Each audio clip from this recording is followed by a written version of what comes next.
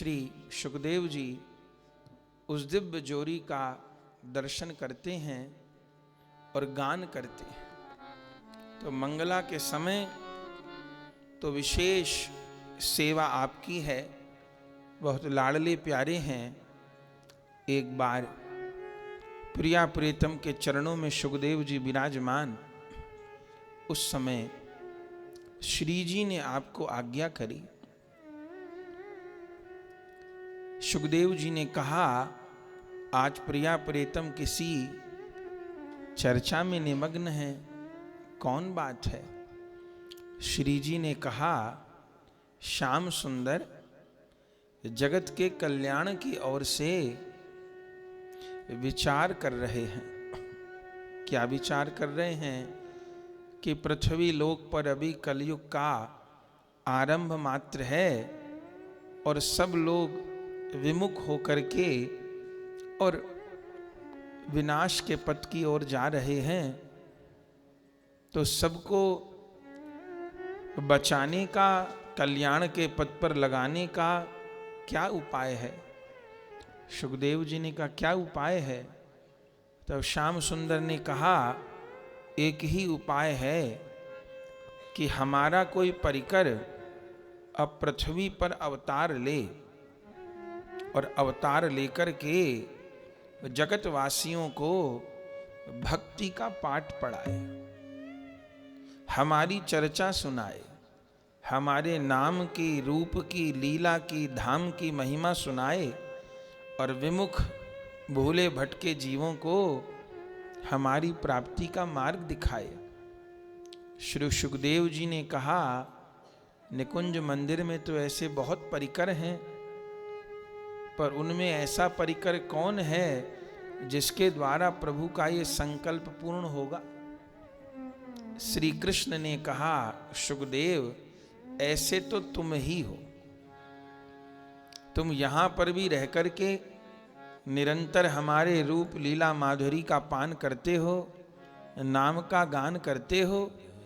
अब तुमको धरा धाम पर जाकर के हमारे लीला यश का गान करना है और भागवत जी के माध्यम से हमारी लीला कथा की ऐसी गंगा प्रवाहित करनी है कि सब उस गंगा में स्नान करके शीतल हो जाएं और अपने स्वरूप को प्राप्त करें।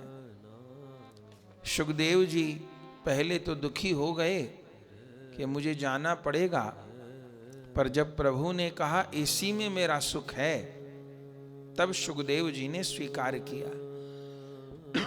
सेवा का अर्थ सुख देना। तो यदि प्रभु को हमारी इस सेवा से सुख है तो हम ये सेवा करेंगे। तब प्रिया प्रीतम का संकल्प जो श्री सुखदेव जी अवतार लेते हैं। कहां अवतार लेते हैं? श्री कृष्ण द्वैपायन वेद व्यास जी के यहां। वेद व्यास जी अलौकिक पुत्र की इच्छा से अपनी पत्नी सहित बद्रीवन में, बद्रीनाथ जी में बहुत समय से तप कर रहे थे कि हमारे यहां अलौकिक पुत्र का जन्म हो। तब वहीं पर भगवत इच्छा से शंकर जी माध्यम बने और दिव्य रीति से वेद व्यास भगवान की धर्म पत्नी बिटिका देवी जी में सुखदेव जी की स्थापना हुई। और फिर 12 वर्ष अपने माता जी के गर्भ में श्री सुखदेव जी विराजे और 12 वर्ष गर्भ में रही आश्वासन प्रभु से पाए, तुम्हें न व्यापे माया कबहूं, यह सुन के बाहर आए। और है गए जात कर्म ते, पहले वन प्रस्थानी। श्री सुखदेव जी 12 वर्ष माता जी के गर्भ में विराजे और जब भगवान ने स्वयं आकर के साक्षी दी कि तुमको संसार की माया नहीं व्यापेगी, तब वैशाख कृष्ण अमावस्या को श्री सुखदेव जी बिटिका देवी जी के गर्भ से प्रकट हुए। जय जयकार हुई, देवताओं ने फूल बरसाए।